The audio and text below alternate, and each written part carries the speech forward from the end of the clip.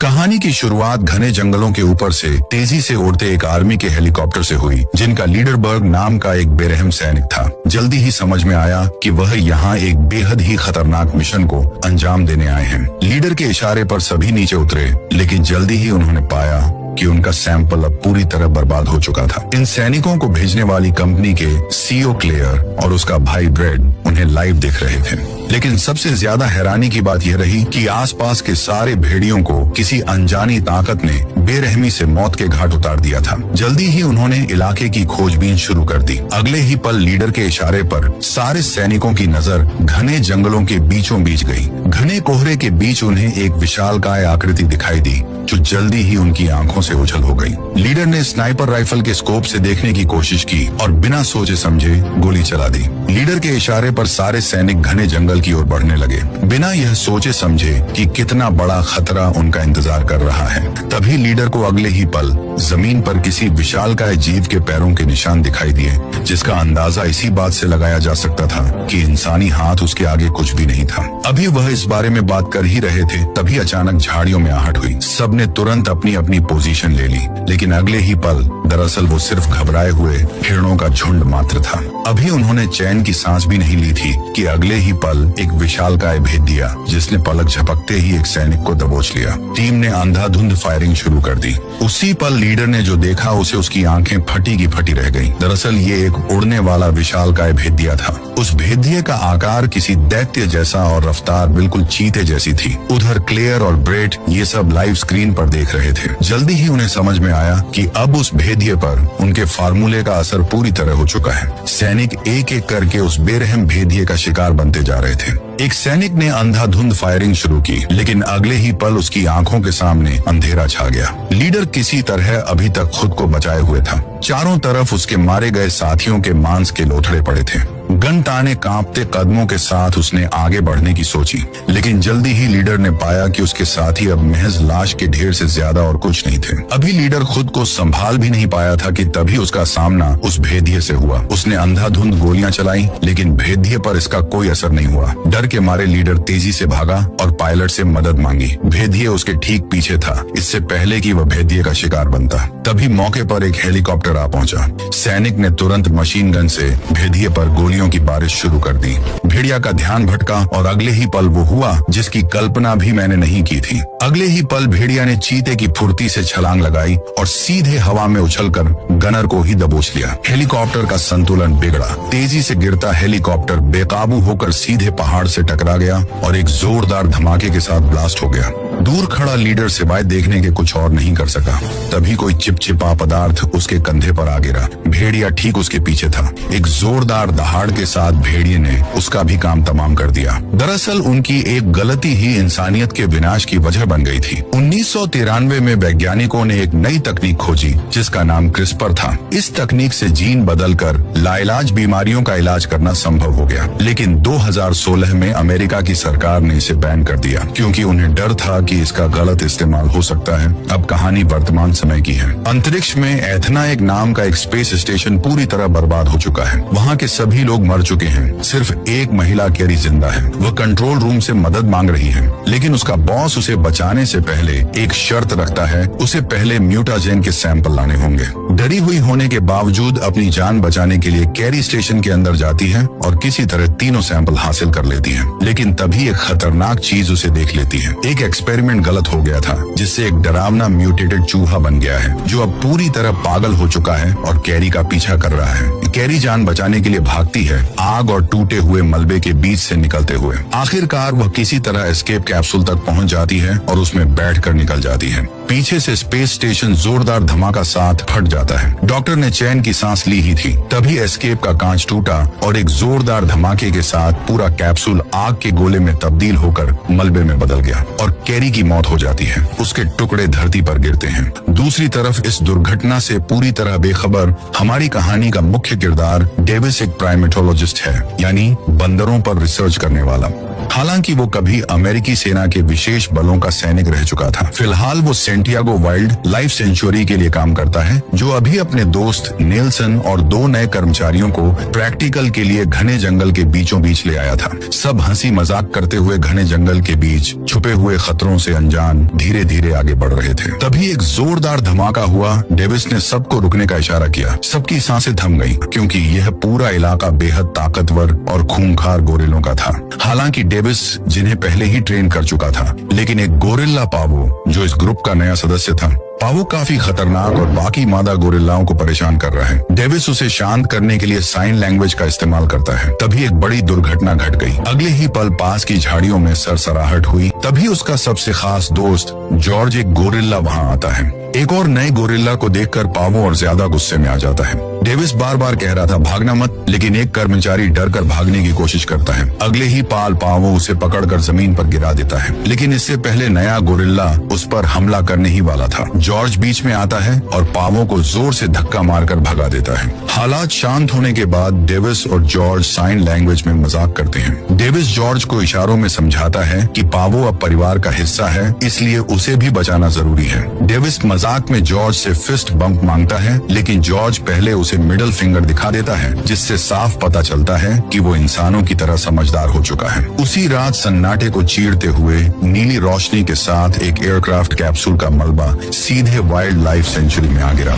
George वहां पहुंचा तो देखा सिर्फ एक छोटे से कैन के गिरने से ही जमीन में गहरा गड्ढा बन गया था। जैसे ही उसने उस कैन को छुआ, एक तेज हरी गैस चारों तरफ फैल गई और अगले ही पल गोंग जोर से दहाड़ा। इसी दौरान दूसरा कैन भेड़ियों के इलाके में और तीसरा कैन एक मगरमच्छों से भरे तालाब में जा गिरा। डरने वाली बात यह रही कि यह वही खतरनाक सैंपल था जिसके असर से एक छोटा सा चूहा भी विकराल रूप ले चुका था। भेड़ियों के इलाके में एक भेड़िए ने उस गैस को सूंघ लिया। इधर तालाब में एक मगरमच्छ ने पूरा कैन ही निगल लिया। अगले दिन डेविस सैंक्चुरी पहुंचता है और नेल्सन से बुरी खबर सुनता है। जॉर्ज अब वह पहले से कहीं ज्यादा ताकतवर और बेहद खतरनाक बन चुका है और उसने ग्रिजली भालू के एरिया में घुसकर उसे मार दिया। जब डेविस जॉर्ज को देखता है तो पता चलता है कि जॉर्ज खुद भी घायल है। जॉर्ज उदास होता है। उसे एहसास है कि उसने गलती की और वो इशारों में माफी भी मांगता है। लेकिन सबसे बड़ा झटका ये है कि जॉर्ज का साइज पहले से बहुत ज्यादा बढ़ गया था। डेविस और उसकी टीम जांच करते हैं और उन्हें वहाँ एक कैनिस्टर मिलता है। डेविस उसे रिसर्च के लिए अपने पास रख लेता है। बाद में जब वो जॉर्ज के खून की जांच करता है तो उसे समझ नहीं आता, क्योंकि उसमें ग्रोथ हार्मोन की इतनी खतरनाक मात्रा है कि जॉर्ज को तुरंत मर जाना चाहिए था, लेकिन वो जिंदा है। नेल्सन का कहना है कि जॉर्ज को मार देना चाहिए क्योंकि वो खतरा बन चुका है, लेकिन डेविस मना कर देता है। वो पहले सच्चाई जानना चाहता है। इधर दूसरी तरफ ब्रेट और क्लेयर, जो भाई बहन हैं, आपस में झगड़ रहे हैं। उनकी कंपनी एनर्जी ने ही इस म्यूटाजेन एक्सपेरिमेंट के पीछे है। ब्रेट गुस्से में है क्योंकि स्पेस स्टेशन के नष्ट होने से कंपनी को बहुत नुकसान हुआ है, लेकिन क्लेयर खुश है क्योंकि उसके हिसाब से म्यूटेटेड चूहे का बनना ये साबित करता है कि प्रोजेक्ट रैम्पेज सफल हो चुका है। उसे और भी उम्मीद है क्योंकि मीटियर सोसाइटी की रिपोर्ट में एक कैनिस्टर की लोकेशन मिल गई थी। क्लेयर को पता चलता है कि एक कैनिस्टर ऐसा था जिसे खास तौर पर पृथ्वी पर गिरने को सहने के लिए बनाया गया था, इसलिए वह बर्क और उसकी प्राइवेट मिलिट्री टीम को उसे लाने के लिए भेजती है। बर्क की टीम जंगल में पहुंचती है, लेकिन वहां उन्हें पता चलता है कि कैनिस्टर पहले ही टूट चुका है और खाली है। साथ ही आसपास के सारे भेड़िए मरे हुए मिलते हैं। वो ये जानकारी क्लेयर को देते हैं। क्लेयर तुरंत समझ जाती है कि उनमें से एक भेड़िया म्यूटेट होकर खतरनाक बन चुका है, इसलिए वो बर्क को आदेश देती है कि उस जानवर को जिंदा पकड़ा जाए। उधर शहर में केट न्यूज देख रही होती है। दरअसल केट एक डॉक्टर है। उसे एथना एक के हादसे और जॉर्ज द्वारा भालू को मारने की खबर मिलती है। वो तुरंत समझ जाती है कि ये सब उसी म्यूटाजेन का असर है। वो जल्दी से सैंक्चुरी पहुंचती है और डेविस को बताती है कि जो कैनिस्टर उसे मिला है वो उसी का बनाया हुआ है। डेविस पहले तो उस पर शक करता है, लेकिन केट जॉर्ज के सारे लक्षण सही बताती है। उसका तेजी से बढ़ना, गुस्सैल होना, जिससे साफ हो जाता है कि वो सच बोल रही है और शायद वही जॉर्ज को ठीक कर सकती है। असल में ये म्यूटाजेन जॉर्ज के डीएनए को बदल रहा है। इसमें दूसरे जानवरों का डीएनए मिल रहा है, जिससे जॉर्ज का शरीर तेजी से बढ़ रहा है और उसका व्यवहार भी ज्यादा खतरनाक होता जा रहा है। लेकिन तभी जॉर्ज भूख और शरीर में हो रहे बदलावों की वजह से अपना आपा खो बैठा, इससे पहले कि डेविस उसे शांत कर पाता। जॉर्ज ने पिंजरे की मजबूत सलाखों को तिनके की तरह उखाड़ फेंका। चारों तरफ अफरा तफरी मच गई। देखते ही देखते घबराए जॉर्ज ने दीवार के उस पार छलांग लगा दी। सामने से आती एक कार को उसने खिलौने की तरह मसल डाला। था। डेविस ने जॉर्ज को शांत करने की कोशिश की, लेकिन अचानक मौके पर पहुंचे पुलिस बल ने स्थिति को और ज्यादा बिगाड़ दिया। अगले ही पल वहां एक हेलीकॉप्टर आ पहुंचा। डेविस ने उनकी चाल भांप ली। उसने रुकने का इशारा किया, लेकिन तब तक देर हो चुकी थी। उसी पल सैनिक ने जॉर्ज को निशाना बनाकर कई ट्रैंक्विलाइजर जॉर्ज पर दाग दिए। जॉर्ज जोर से दहाड़ा, लेकिन जल्दी ही दवा का असर होते ही जॉर्ज निढाल होकर जमीन पर गिर पड़ा। उधर जंगल में बर्ग और उसकी टीम उस म्यूटेटेड भेड़िए राल्फ तक पहुंच जाती है। वो हेलीकॉप्टर से उस पर फायर करके उसे गिरा देते हैं। फिर वे जमीन पर उतरकर उसकी लाश ढूंढने जाते हैं, लेकिन वहां लाश नहीं मिलती। सिर्फ एक बहुत बड़ा पंजे का निशान दिखता है, जिसे देखकर कुछ सैनिक डर जाते हैं और अचानक राल्फ हमला कर देता है। वो एक एक करके सारे सैनिकों को मारने लगता है। टीम अपनी बंदूकों से जवाब देने की कोशिश करती है। हेलीकॉप्टर से भी मशीन गन चलती है, लेकिन अब राल्फ की स्किन इतनी मोटी हो चुकी है कि गोलियां उस पर कोई असर नहीं करती। राल्फ का साइज भी बहुत बढ़ चुका है।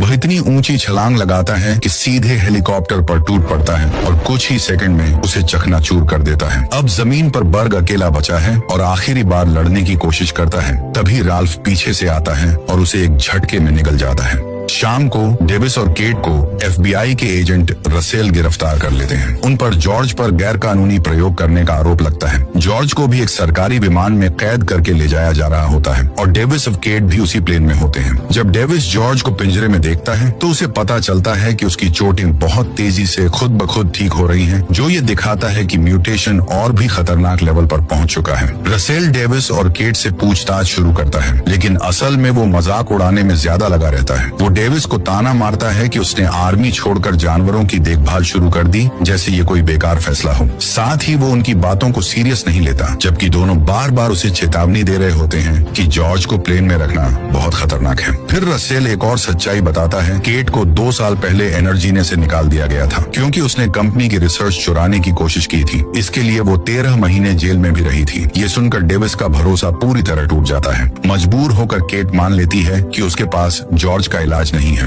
अब डेविस को समझ आ जाता है कि वो जिस पर भरोसा कर रहा था उसे खुद को भी कुछ पता नहीं है। उधर एनर्जीने में क्लेयर को पता चलता है कि केट पकड़ी गई है। ब्रेड को लगता है कि केट कंपनी के खिलाफ सबूत इकट्ठा कर रही है, इसलिए वो उसे खतरा मानता है। तभी एक बड़ा खुलासा होता है। क्लेयर के पास म्यूटाजेन का इलाज मौजूद है, लेकिन वो उसे अच्छे काम के लिए नहीं बल्कि अपने फायदे के लिए इस्तेमाल करना चाहती है। वो एक प्लान बनाती है। वो एक खास लो फ्रीक्वेंसी रेडियो सिग्नल चालू करेगी, जो सारे म्यूटेटेड जानवरों को उसकी बिल्डिंग की तरफ खींचेगा। वहाँ मिलिट्री पहले से तैयार होगी, जो उन सभी को मार देगी। इसके बाद क्लेयर उनका DNA इकट्ठा करके बेच देगी। मतलब पूरा खेल पैसे और पावर का है। इधर प्लेन में जॉर्ज को बेहोश रहना चाहिए था, लेकिन उस सिग्नल की वजह से वो अचानक जाग जाता है और बेहद गुस्से में होता है। वो पिंजरे को तोड़ देता है और पूरे प्लेन के अंदर तबाही मचाने लगता है। लोगों को ऐसे फेंकता है जैसे उनका कोई वजन ही नहीं हो। गार्ड्स उस पर गोलियां चलाते हैं, लेकिन कोई असर नहीं होता। रसेल उसे रोकने की कोशिश करता है, लेकिन जॉर्ज उसे आसानी से अपने पैर के नीचे दबा देता है। डेविस फिर से उसे शांत करने की कोशिश करता है, लेकिन तभी एक और सैनिक गोली चलाने लगता है और इससे जॉर्ज और ज्यादा गुस्सा हो जाता है और हालात पूरी तरह कंट्रोल से बाहर हो चुके हैं।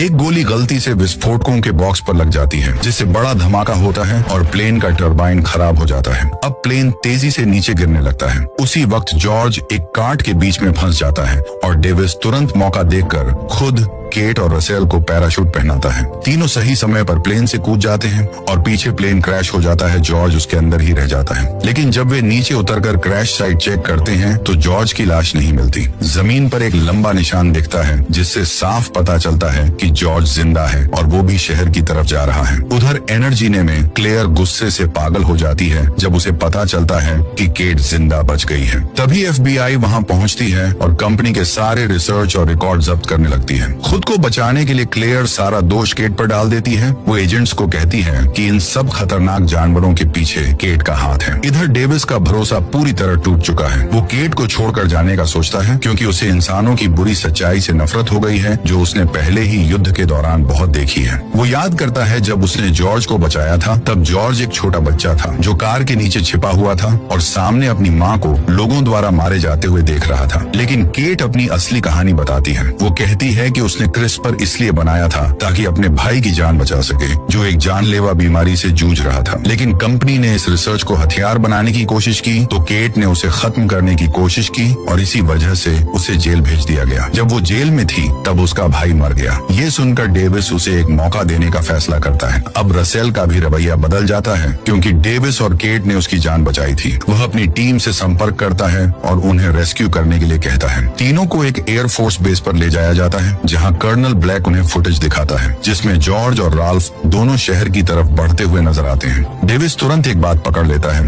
वो कहता है कि एक गोरिल्ला और एक भेड़िया ऐसे सीधी लाइन में एक ही जगह की तरफ नहीं जा सकते। ये बिल्कुल भी सामान्य नहीं है। केट भी यही समझती है। वो कहती है कि उन्हें किसी चीज द्वारा बुलाया जा रहा है। इसका मतलब है क्लेयर ने कोई ऐसा सिग्नल चालू किया है और वो वहीं इंतजार कर रही है, शायद उस एंटीडोट के साथ। रसेल डेविस और केट की बात का समर्थन करता है, लेकिन कर्नल ब्लैक साफ मना कर देता है। वो किसी भी सिविलियन को इस मिशन में शामिल नहीं करना चाहता और उन्हें बाहर भेज देता है। बाहर आते ही डेविस सैनिकों से बात करके निकलने की कोशिश करता है, लेकिन जब बात नहीं बनती तो वो सीधे लड़ाई पर उतर जाता है। बिना टाइम वेस्ट किए वो दोनों गार्ड्स को गिरा देता है। अब प्लान सीधा है हेलीकॉप्टर चुराना। जैसे ही वे हेलीकॉप्टर तक पहुंचते हैं, रसेल उन्हें देख लेता है। यहाँ एक दिलचस्प मोड़ आता है। रसेल उन्हें रोकने के बजाय खुद चाबी और एक फोन दे देता है ताकि वे संपर्क में रह सकें। यानी अब वो पूरी तरह उनके साइड में है। इधर कर्नल ब्लैक अपनी पूरी सेना के साथ उन म्यूटेटेड जानवरों को रोकने की कोशिश करता है। टैंक, भारी हथियार, बड़े बड़े धमाके,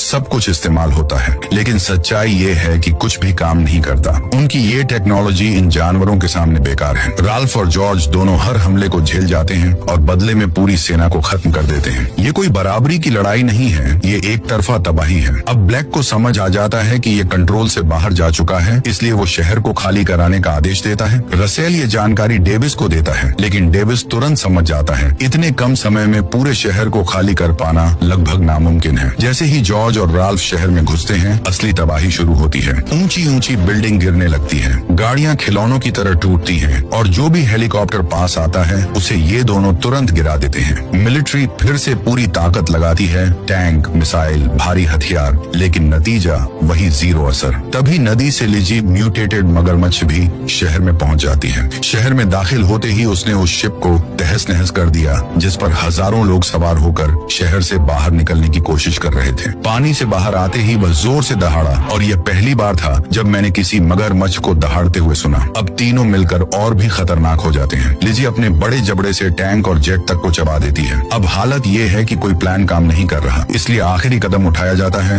ब्लैक अपने लोगों को आदेश देता है कि एक बड़ा बम तैयार किया जाए जो शहर के आधे हिस्से को उड़ाकर इन जानवरों को खत्म कर सके। रसेल आखिरी कोशिश करता है ब्लैक को समझाने की। वो कहता है कि डेविस और केट एंटीडोट लेने जा रहे हैं, बस थोड़ा वक्त दो। लेकिन ब्लैक अब उन पर बिल्कुल भरोसा नहीं करता क्योंकि उन्होंने उसका हेलीकॉप्टर चुरा लिया था। वो रसेल को ही बाहर निकाल देता है। उसी समय रसेल को एनर्जीने से मिले सबूतों की रिपोर्ट मिलती है। अब उसे समझ आ जाता है कि असली गड़बड़ कहाँ है और वो तुरंत वहाँ जाकर लोगों को गिरफ्तार करने का फैसला करता है। इधर बम लेकर एक फाइटर जेट उड़ान भर चुका होता है, मतलब टाइम लगभग खत्म है। दूसरी तरफ डेविस और केट एनर्जी इन बिल्डिंग पहुंच चुके थे। तभी रॉक को एक खौफनाक संदेश मिला। आधे घंटे में शहर पर बमबारी होने वाली थी। केट ने किसी तरह लैब से R19 एंटीडोट ढूंढ निकाला। उसने अभी कुछ एंटीडोट निकाले ही थे कि तभी क्लेयर और उसका भाई ब्रेड वहां आ धमके। बंदूक की नोक पर उन्होंने केट से एंटीडोट छीन ली और तभी अचानक डेविस पर गोली चला दी। क्लेयर के लिए केट को बंदी बनाना